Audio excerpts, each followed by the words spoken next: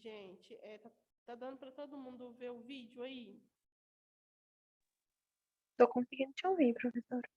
Tá dando para todo mundo ver o vídeo? Não, o vídeo não tá. Ah, agora vai compartilhar. Eu compartilhei a tela aqui, porque aprendi.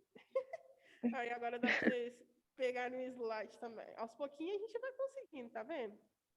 Vai dando tudo certo. Que difícil. A Débora, a Raíssa, a Rafaela, Bruna.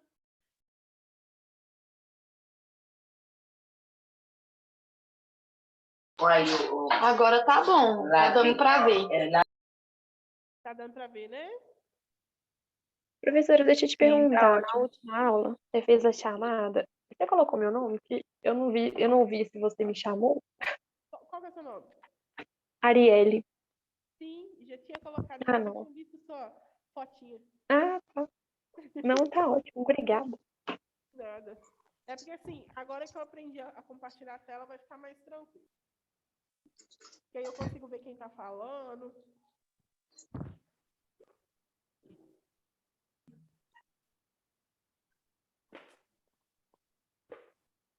Então vamos continuar aqui.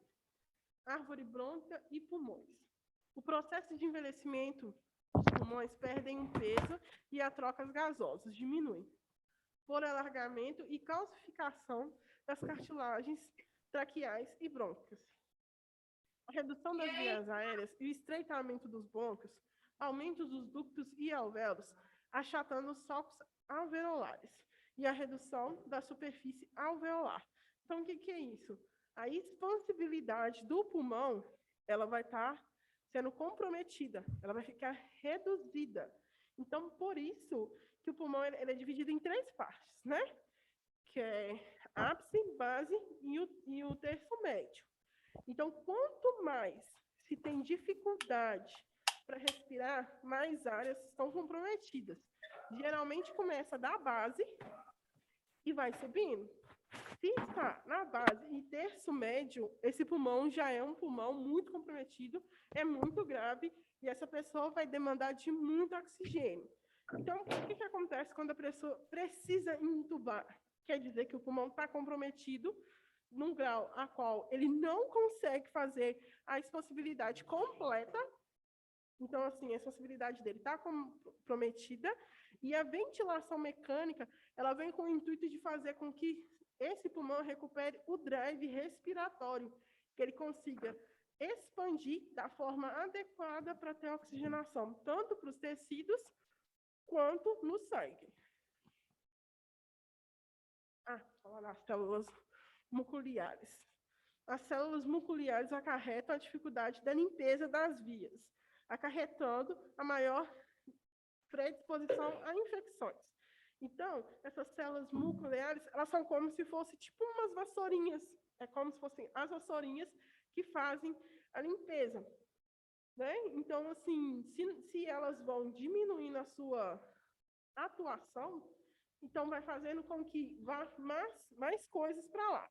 O que pode ir? No pulmão, no nariz, a gente tem esses pelos nasais. É só fechar o WhatsApp web aqui, porque senão ele vai ficar apitando. A gente tem os pelos nasais. Esses pelos nasais, eles impedem que a poeira entre, né? De certa forma, ele impede que a poeira entre, né? Então, faz a barragem, né? Então, a pessoa, quando ela fica espirrando, é isso. Não é na grama que você cavocou, não, né? Não. No canteiro, né? Tem alguém com áudio aberto. Deixa eu ver aqui. Tá difícil, não tá, Tião? Parece que tá, porque eu tô olhando aí que tá. Fechei, tá? Era a Raíssa, deixa eu ver se tem mais alguém. Não, era só. Então, o que acontece? Essas vassourinhas no nariz da gente são os nossos pelos nasais, como eu estava falando. Então, eles impedem que a poeira vai diretamente para dentro do nosso pulmão, né? Que ela percorre o trajeto da via aérea. Então, as mucociliares, elas são as costorinhas, né? No caso, são como se fossem os pelinhos. Elas são tipo cérdulas, como se fossem cédulazinhas, bem pequenininhas. Então, assim, quando a pessoa tem o contato com fumaça, né? No caso, com cigarro, ou até mesmo outro tipo de fumaça, ela vai fazendo o quê? A perda, né? Vai como se fosse queimando, danificando elas, então elas já param de fazer a função dela adequada. E com o tempo, ela também já sofre alteração. Então, essa pessoa fica exposta 2 vezes, digamos assim, a essas questões.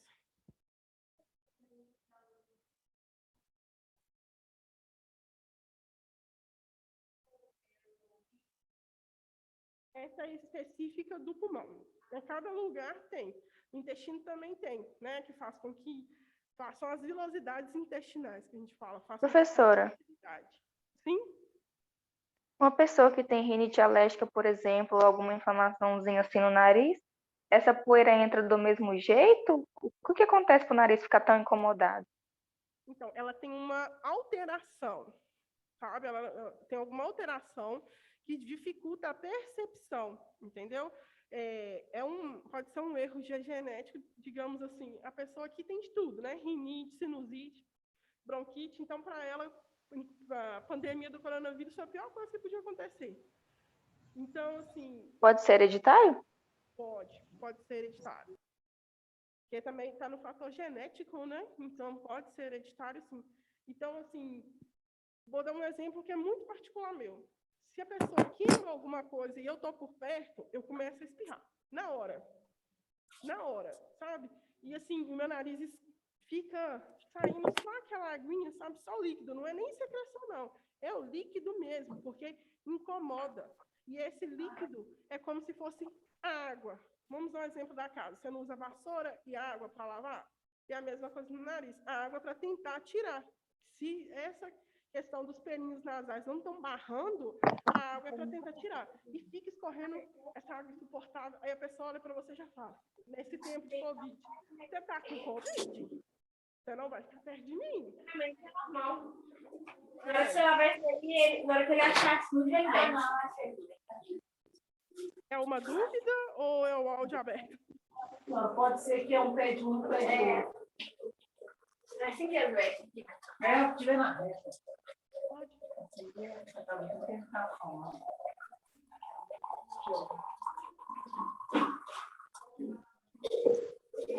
Não, sai fora, Roberto. Que velho, menina. Quem tiver entrado agora e tiver com o áudio aberto, desliga para mim, por favor, que eu não estou conseguindo ouvir a pergunta aqui na sala.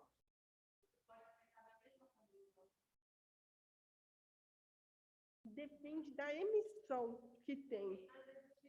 Você recebe insalubridade?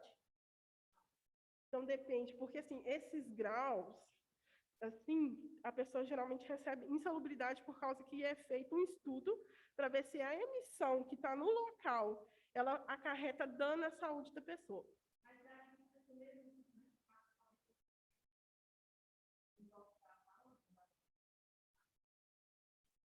Olha, é igual eu estou te falando, isso é muito relativo. Por quê?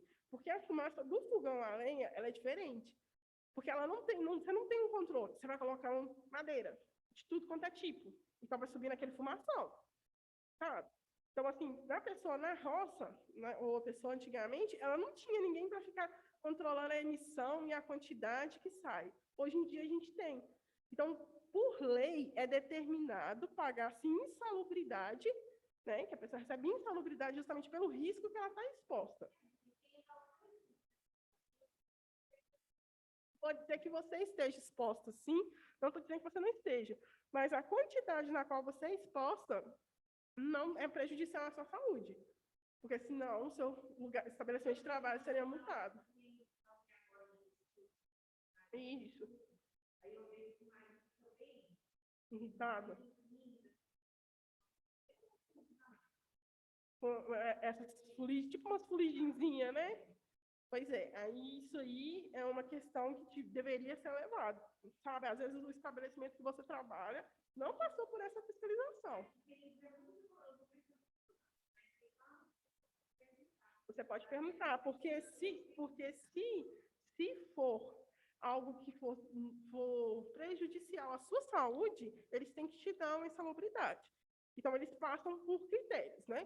Todo lugar. Isso.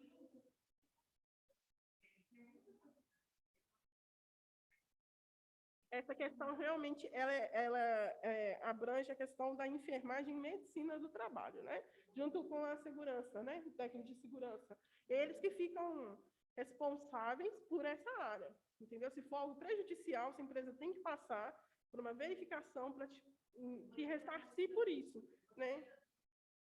Aí você pode perguntar, que realmente danifica, mas tem a questão da emissão, né? Da quantidade. Igual mina de carvão. As pessoas que trabalham na mina de carvão, a quantidade de fumaça é absurda. Mina de minério, aquele pozinho do minério que fica, né? A pessoa fica batendo lá, ou senão os explosivos, a fumaça que sobe também é uma quantidade absurda. Por mais que a pessoa use os EPIs, muitas vezes elas não estão 100% garantidas. Por isso que elas recebem insalubridade. Porque lá na frente vai impactar na saúde delas, entendeu? Então, assim, essa questão realmente, eu não sei te falar com exatidão o quanto de emissão que pode lesionar, sabe? Eu posso até pesquisar e trazer na próxima aula, se for o caso, tá? Tá. Então, as alterações funcionais pulmonares. A redução da capacidade de praticar exercício físico nos idosos. Prof, abaixou de novo. Não estou conseguindo te ouvir. Vou colocar de novo. Alteração funcional. Agora sim. A redução da capacidade de praticar esportes, exercícios físicos no idoso, deve-se à redução da capacidade vital para a redução da complacência respiratória. Isso significa o quê? A contratilidade do pulmão, né? O tanto que o pulmão consegue expandir. Se ele expande menos, a pessoa tem menos volume de oxigênio circulante no corpo, né? E a gente sabe que o oxigênio é muito importante. Então, se você tem uma baixa de oxigênio, ele causa o quê? Hipóxia. Essa hipóxia pode te levar a desmaiar ou até mesmo uma morte, né? Por falta de oxigenação. E o cérebro, ele precisa estar bem oxigenado. Então, o idoso, ele não consegue correr com a mesma vigorosidade que a gente corre hoje, né? Se eu só pegar ali e correr, eu vou ficar cansada. Vou, porque eu estou sedentária. Mas se um idoso for fazer essa mesma corrida, ele não vai correr, ele vai andar, porque o corpo dele não tem essa resistência. E as pessoas que tiveram Covid, elas estão ficando com sequela, por quê? Muitas vezes, eu volto naquela questão, quando você é entubado, é porque o seu drive respiratório não está funcionando. O que é o drive respiratório? A capacidade de você respirar sozinho. Depende do tempo de intubação e depende do grau que é usado no ventilador. Geralmente isso é determinado pelo fisioterapeuta. O fisioterapeuta que trabalha nessa questão respiratória. Mas vamos supor, 7 dias é o prazo para você ficar entubado via oral, sem precisar de fazer tracostomia. Tracostomia, todo mundo sabe que é aquele furinho aqui, né, que faz na traqueia. Então, são 7 dias, de 7 a 14. Se de 7 a 14 dias seu corpo não responder, eles vão ter que fazer a tráquea. Porque o seu corpo ele tem que conseguir recuperar, ele tem que conseguir, o seu pulmão tem que ter a contratilidade, né? A força dele tem que voltar para ele assumir. Então, o que acontece? Quando se coloca na ventilação mecânica, a ventilação mecânica, ela toma a responsabilidade de respirar por você. Então, por isso que a paciente é sedada, justamente para não competir. Em alguns casos, devido à Covid, a pessoa é entubada para também tentar preservar, porque se você não consegue respirar... Nossa, professora, você respondeu o que eu ia perguntar. Adivinhei, Rafaela, adivinhei. Uai, você leu minha mente. Literalmente. Se a pessoa ela não consegue respirar normal, ela gasta muita energia. Né? Então, ela vai gastar uma energia desnecessária. E no momento... Muitas pessoas acham que entubar é questão de morte. Não é. Depende do diagnóstico da pessoa, né? Depende da propedêutica do tratamento, né? Ô, prof, Sim.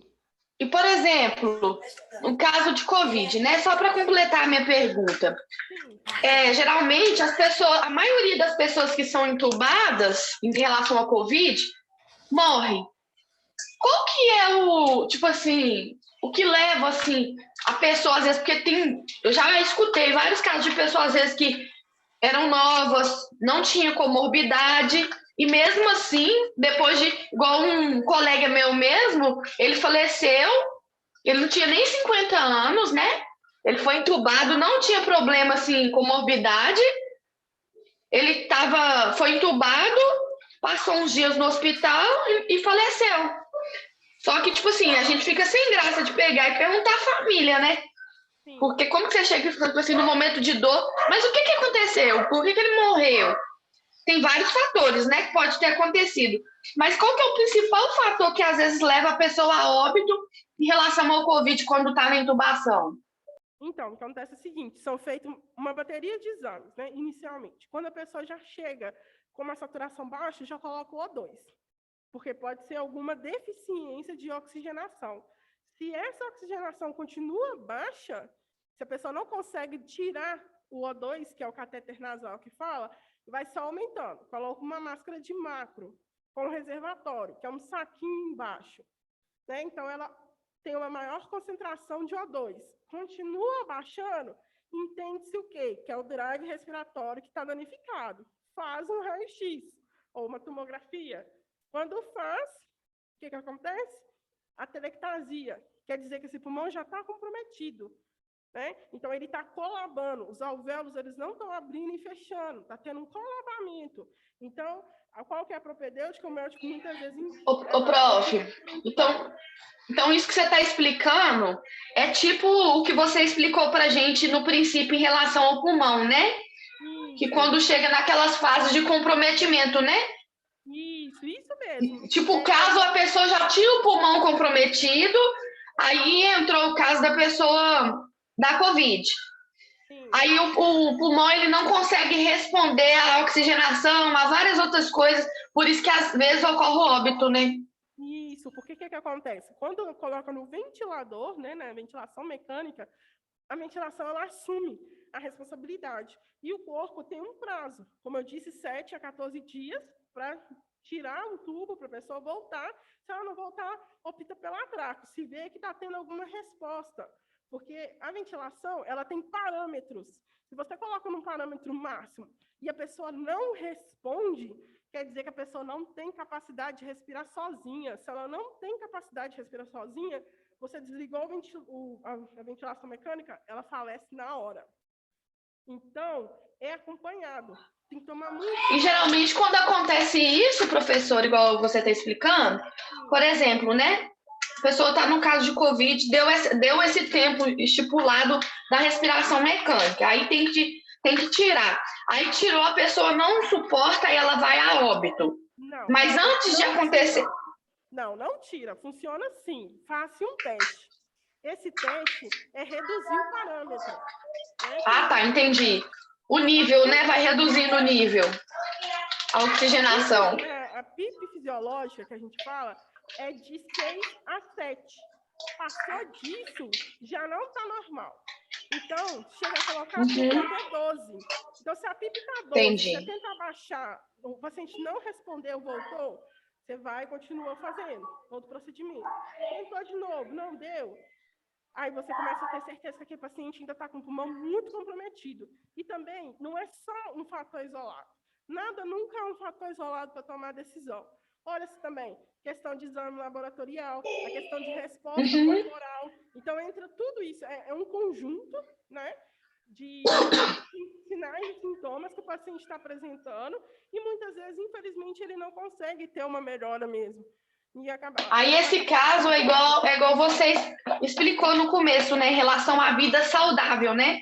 A pessoa tem que, tipo assim, durante a juventude, levar a vida mais saudável possível em relação à alimentação, a exercício, a várias coisas, para quando chegar numa fase, após 30 anos, né, que é a fase que já começa a aparecer certas doenças, que não, tipo assim, se a pessoa tiver uma vida saudável, tiver uma vida, vamos falar tipo atleta, né?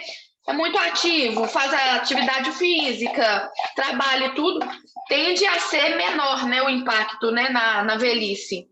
Isso não quer dizer que vai ser Então tá, impossível. prof, vou deixar você continuar, porque senão eu vou falando e não vou deixar.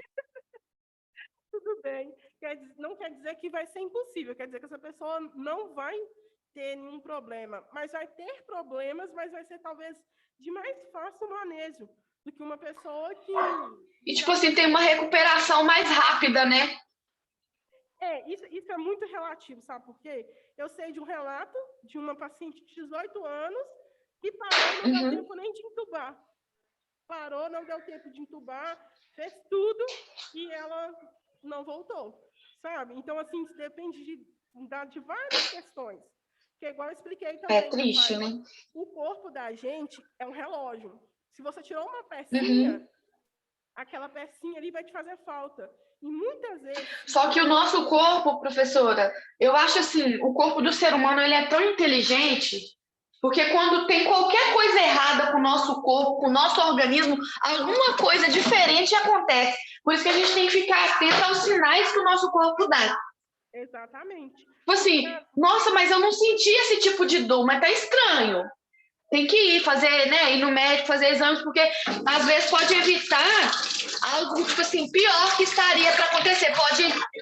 A palavra fugiu da cabeça, mas pode.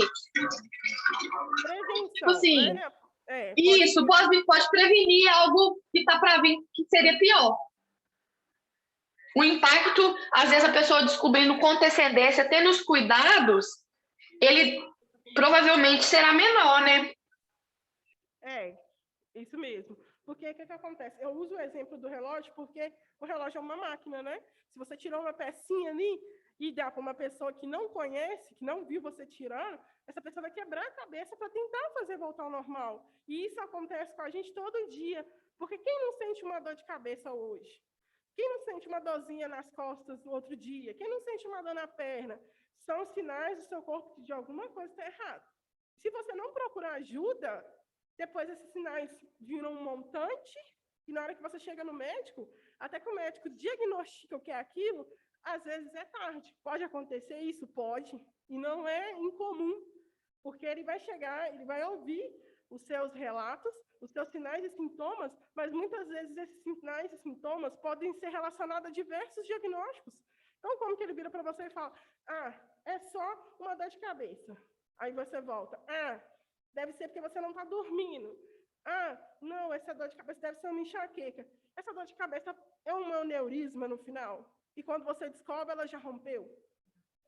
Então, assim, são coisas que a gente está sentindo, tem que procurar mesmo, incessantemente, tem que procurar mais de uma opinião, porque às vezes aquela opinião ali não é 100% fidedigna, sabe? Porque todo mundo está exposto a erros, né? Todos nós estamos sujeitos a erros. Então, tem sempre que ter mais de uma opinião. Sim, é bom? É. Às vezes a pessoa fala assim, mas o médico falou. Mas às vezes aquele médico não tem 100%. É o que ele acha no momento. Aí, quando você vai no outro, você já tem outro sinal e sintoma. Aí ele vai falar, não, isso é X. Né? Então, assim, o exame vai comprovar também. Porque ele vai pedir um exame para aquilo. Então, às vezes as pessoas falam assim, o médico não sabe nem diagnosticar o que a gente tem. Não, porque os sinais e sintomas, às vezes, são muito comuns de que pode significar várias coisas. Então, por isso que a gente tem que estar atento com o nosso corpo e procurar sempre se cuidar. Igual você falou, Rafaela, no início. Eu até comentei com uma das meninas aqui na sala. Às vezes, algumas pessoas que estão aí podem ter achado estranho eu usar esses exemplos de alimentação, de redes sociais. Por quê? Porque isso é o que a gente vive hoje. Muita gente quer ser o espelho de quem está lá na tela. Só que não sabe a que custo que a pessoa chegou àquilo. Não sabe se realmente aquilo que a pessoa é o que ela vive. Porque é muito simples você ir lá hoje, ganhar 100 mil seguidores, ganhar um dinheiro absurdo por isso, fazer uma lipo, sumir um tempinho, grava uma quantidade de vídeos, porque é isso que elas fazem até se recuperar, vai postando diariamente, na hora que a recuperação está completa, te mostra aquele corpo perfeito. Aí você fala assim, não, eu quero aquela barriga negativa, vou parar de comer, vou fazer o que ela está fazendo. Mas não foi assim que ela conseguiu aquela barriga negativa, porque nada vem do dia para a noite. Tudo são cuidados, são escolhas, né? E as pessoas, às vezes, não têm essa maldade, não têm esse olhar crítico, acham que tudo é muito fácil, né? Aquelas dietas milagrosas que come só alface. Come só alface uma semana para você ver se você não vai cair e desmaiar. Você acha que ela está comendo só alface? Na sua frente, ali na internet, ela está, mas na rotina dela, ela não está. Ah, ela está comendo só alface, sim, professora. Ela mostra todo dia. Tá, mas ela te mostra se ela está tomando um suplemento? Não mostra, né? Ela não vai te dar o segredo completo, ela vai te mostrar o que ela quer. É isso que acontece hoje, as pessoas mostram o lado que elas querem. Para ganhar mais seguidores, porque as coisas hoje em dia é seguidores. A geração que está vindo aí são gerações de pessoas que querem pessoas seguindo elas. Então, são pessoas que querem a qualquer custo ganhar foco. Então, as pessoas têm que ter essa maldade. Muitas vezes a gente está nessa faixa dos 27, caminhando para os 30, está querendo ter um corpinho perfeito, está disposto a tudo para ficar bonita, porque vê que todo mundo quer aquele corpo photoshopado, faz loucuras. E essas loucuras vai te resultar um mal agora e lá na frente vai ser pior. Porque ela está se cuidando, mas ela não vai te mostrar que ela está fazendo as coisas tudo certinho, não. Ela vai te mostrar o que ela quer que você veja.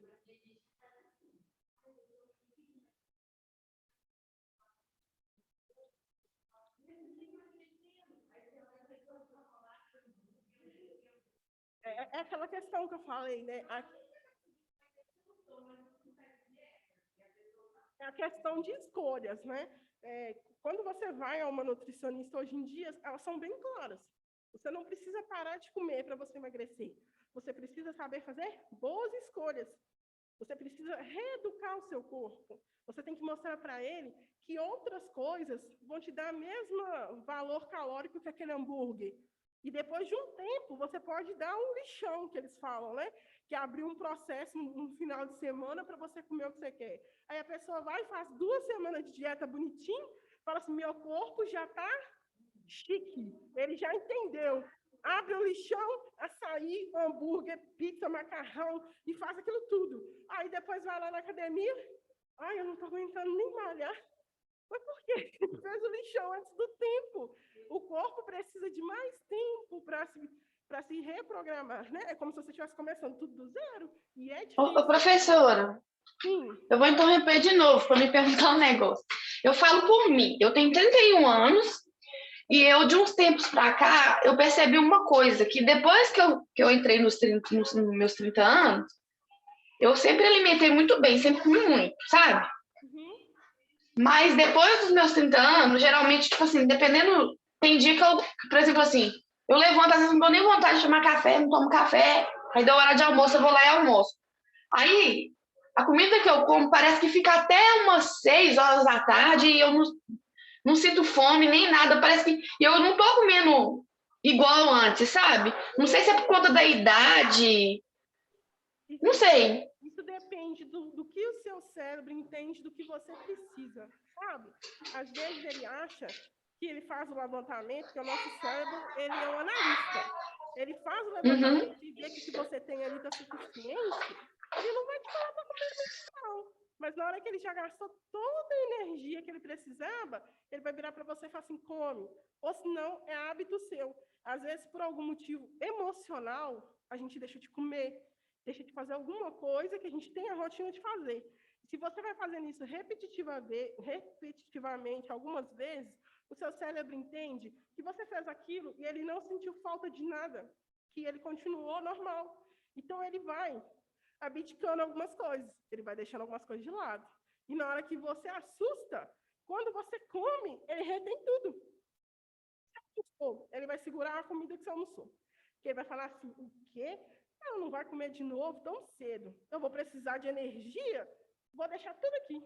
Então, ele deixa tudo estocado. Entendeu? Nossa, é muito interessante, viu, professor?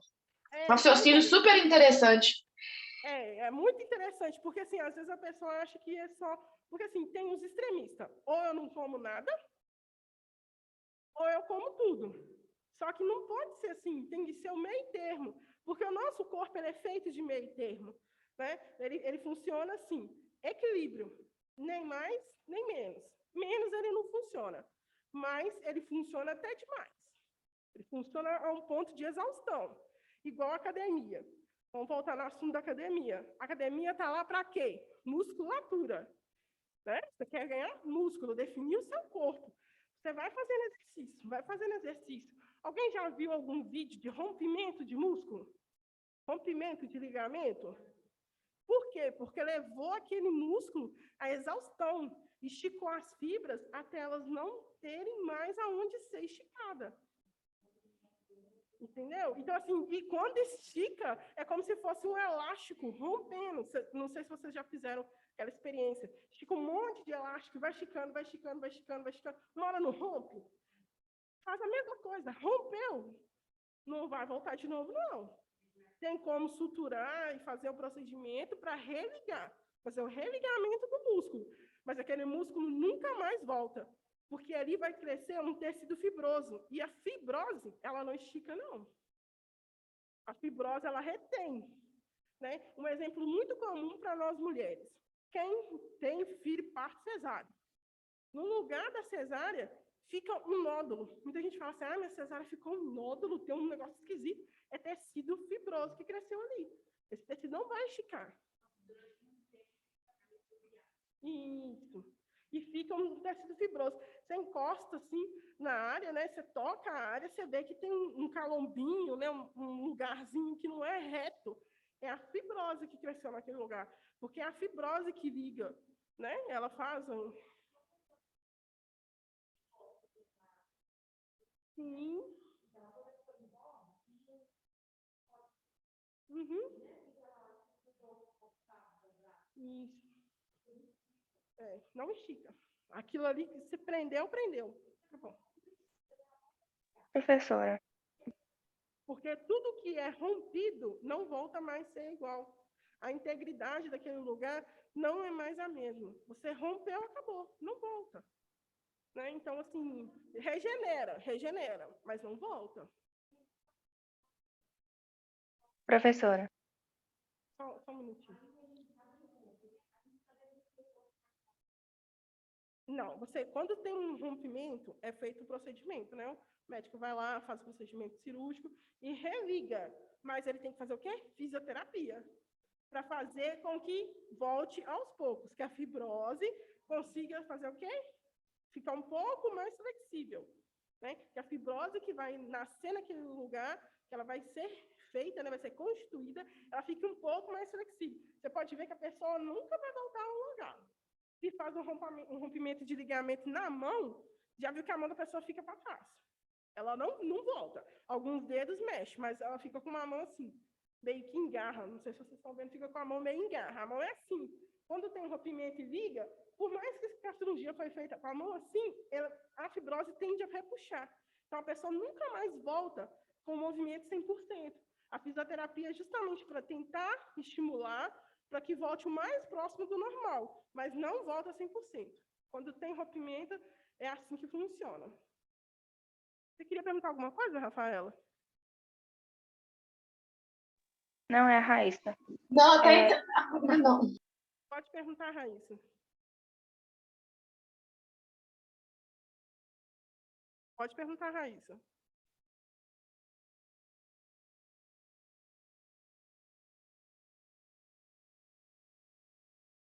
Vou dar continuidade aqui, então.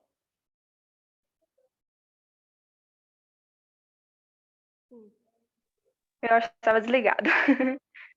Quando a pessoa deixa de comer durante muito tempo, e aí depois come bastante, é verdade que o estômago dela dilata e que aí ela vai precisar, com o passar do tempo, comer mais e vai engordar mais rápido? O que acontece?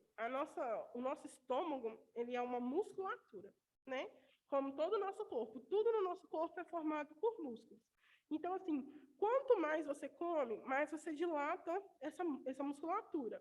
Então, a cirurgia, quando as pessoas fazem cirurgia bariátrica, quando coloca o balão intragráfico, é para ocupar uma parte do que já foi esticado, porque não tem como você voltar a fazer exercício para contrair a musculatura do estômago, isso não existe. Ou a pessoa faz a retirada daquela parte que esticou, então, como é um músculo, ele pode esticar novamente, por isso que tem a questão da dieta ser líquida, semilíquida, depois pastosa, para não fazer a dilatação da musculatura de novo, né? Então, assim, ou se não, é feito o balão, que coloca o balão para obstruir uma parte. Então, recapitulando sua pergunta, quando a pessoa come muito rápido, ou se não ela come demais, o estômago entende o quê? Tá vindo muito, vou abrir, e ele vai esticando, vou abrir. Então, ele esticou uma vez, 2 vezes, 3 vezes, ele vai esticando, ele vai ficando daquele jeito, é como se fosse uma sacola. Quanto mais você põe, mais ela vai abrindo para caber. Aí pronto, chegou no limite dele. Se você ficou sem comer, depois você come, ele vai ficar com você assim. Ele vai mandar lá para o cérebro. Ô cérebro, fala com ela para comer mais. Manda ela comer mais. Manda uma mensagem aí que ela está com fome. Porque eu estou vazio aqui. Porque o pouco que você comeu, para ele é a mesma coisa de nada. Então, por isso que as pessoas têm essa falsa sensação que o estômago está dilatando. Não, ele já dilatou o máximo que podia dilatar. Então, por isso que muitas vezes as pessoas que tentam fazer reeducação alimentar sofrem. Porque se for comer a quantidade que está escrito lá, para o cérebro, ou para o estômago é nada. Então, o estômago fica mandando mensagem para o cérebro. Fala com ela para comer, fala com ela para comer, fala com ela para comer. Mas nós vamos chegar lá, deixa eu terminar o pulmão, para a gente chegar lá, que vocês vão entender. Que na hora que eu chegar lá, eu já expliquei tudo. Vamos lá. Então, alterações funcionais pulmonares. Professora, Sim. também, eu acho que nessa parte também tem aquela questão do tipo do que você vai comer, porque tem coisa que você come que parece que dá mais saciedade. Mesmo que você coma pouco, parece que você fica mais satisfeito. Mas tem coisa que parece que você come que o estômago não enche. Não é esses biscoitos mesmo de Covid. Você come, você come, você come, você nunca vai poder ficar cheio. Igual eu falo, porque... O que acontece, Rafaela? O que acontece? Essa questão é da composição, né? Que, como eu expliquei, carboidrato, ele tende a ter mais saciedade. Proteína também, porque proteínas são fibras. Então, a quebra de carboidrato, proteína, é mais demorado. Né? Porque quebra em carboidrato, aminoácido, vem quebrando, vem quebrando, vem quebrando, até chegar em glicose. Então, gasta mais energia. Então, o corpo dá preferência para o que você come para queimar mais rápido, porque precisa de energia ali, e depois vai quebrando, que é mais demorado. Então, por isso, quando a pessoa faz uma dieta rica em fibras, ela tem uma saciedade maior. Porque fibra é difícil de Entendi. quebrar, entendeu? E deixa eu te outra coisa que eu queria te perguntar. Sim. É verdade que a nossa refeição mais importante que a gente tem no dia, por exemplo, assim, é um café da manhã? Sim, porque é o que está iniciando o dia. Se você não faz um café da manhã completo, seu corpo sente falta, sabe? Porque o certo é comer um de cada grupo. Né? Eu vou explicar lá na parte alimentar, senão eu não vou sair do pulmão. Entendi. Deixa eu só conferir aqui.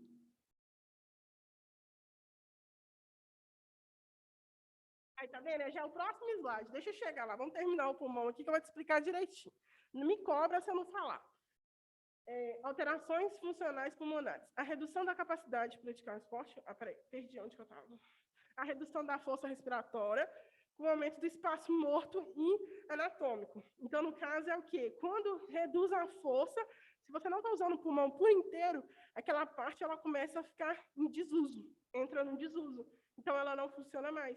Então, por isso que tem que tomar muito cuidado, tem que fazer muito exercício de respirar bem fundo, encher o pulmão e soltar. Porque você evita ele de perder qualquer parte, né? É como se você estivesse praticando um exercício respiratório, que por isso que eles falam assim, quando a pessoa está desaturando muito, é muito comum você ouvir falar assim, respira forte, respira fundo. É porque pede para encher o pulmão todo e soltar. Aí a pessoa exercita